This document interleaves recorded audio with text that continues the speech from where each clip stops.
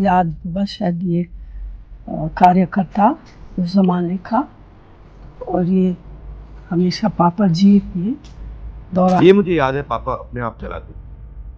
ये भी फोटो है, उस पूरा का पूरा ऊसर जमीन था। जब बारिश आती थी गांव के गांव ब्लॉक हो जाते। पापा ने वहां पे एक प्रोग्राम किया था। और हाँ, इंडस्ट्रियल एस्टेट। और ये देखिए, एक तो डिफरेंस अभी काफी क्लियर है कि ये उस समय प्रधानमंत्री थे, मगर इनकी सिक्योरिटी वाले यहाँ बिल्कुल नहीं। जब मैं 82 में गया था तो ये हालत है।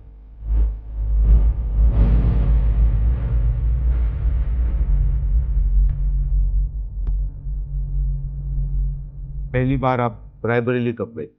81-82 शुरू किया काम। हम लोग जाते थे मेडिकल कैंप के लिए। बहुत सारे अच्छे डॉक्टर लोग थे वहाँ के, दिल्ली के, सेवा करने के लिए ये लोग हमेशा मदद करते थे। हमारे परिवार का अमेठी रायबरेली से 100 साल का रिश्ता है। 1921 से पंडित जी उनका राजनीतिक जीवन शुरू किया, और एक किसान का लीडर था बाबा रामचंद्र, उनको मैसेज भेजा कि चलो मिलेंगे, और पंडित जी को अपना दुख बताया। मैं भी जाऊंगा, पंडित जी ने बोला। तो फिर वो प्रतापगढ़ पहले, क्योंकि सबसे ज़्यादा वो किसान का जो था प्रतापगढ़, और फिर रायबरेली भी, और एक दो और नज़दीक के जगह। रायबरेली वैसे राहुल के दादा फिरोज गांधी वहाँ के एमपी थे 53 से। पर दादा ने अपना काम, अपनी पॉलिटिक्स रायबरेली में आंदोलन से शुरू की थी अंग्रेजों के खिलाफ। जो उनका काम शुरू हुआ वो रायबरेली में हुआ। उनके देहांत के बाद तो फिर दादी ने लोकसभा लड़ाई वहाँ से, रायबरेली से। जब मैं अमेठी का एमपी था, रायबरेली के लोग आए थे, आपको याद होगा। आईटीआई के लोग आए थे। आईटीआई को वाजपेयी जी की सरकार बंद कर रही थी। कहा कि देखिए, हमारी नौकरी का सवाल है, हमारे भविष्य का सवाल है।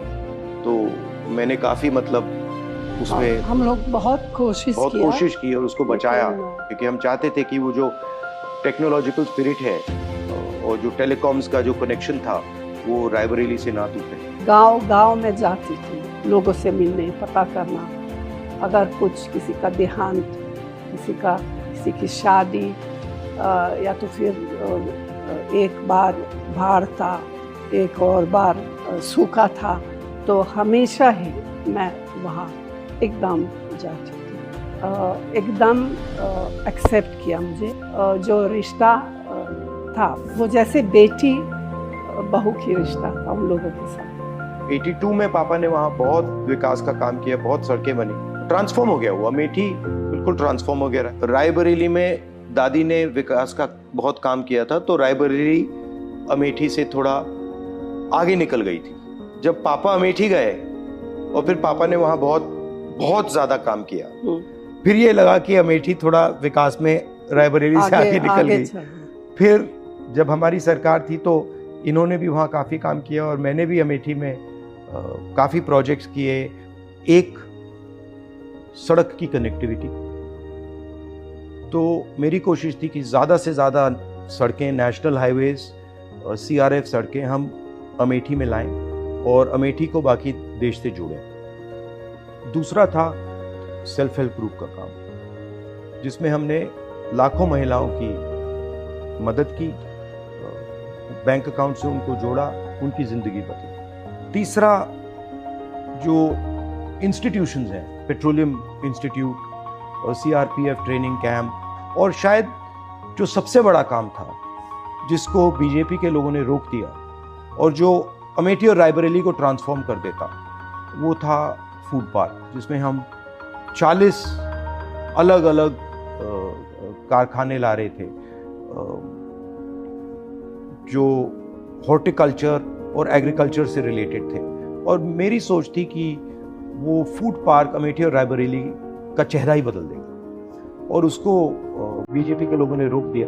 तो यही प्लान मेरा रायबरेली के लिए है कि रायबरेली को बाकी देश से जोड़ा जाए, वहाँ पे मैन्युफैक्चरिंग यूनिट्स और फूड प्रोसेसिंग की स्ट्रेटजी हो।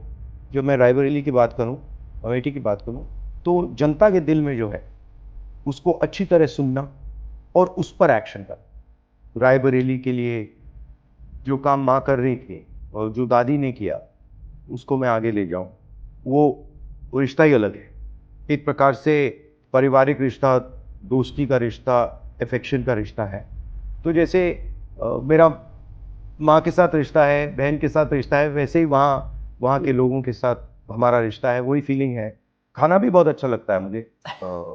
रायबरेली में जो वो दाल है वहाँ पे, दाल अरहर की दाल, वो शायद कहीं दुनिया में नहीं मिलती है वैसी दाल। तो मेरे लिए ये दोनों कॉन्स्टिट्यूंसीज एक हैं। अमेठी और रायबरेली ने हमें सब सब कुछ कुछ दिया। दिया है। जब भी अमेठी रायबरेली को ज़रूरत होगी हम वहाँ मिलेंगे।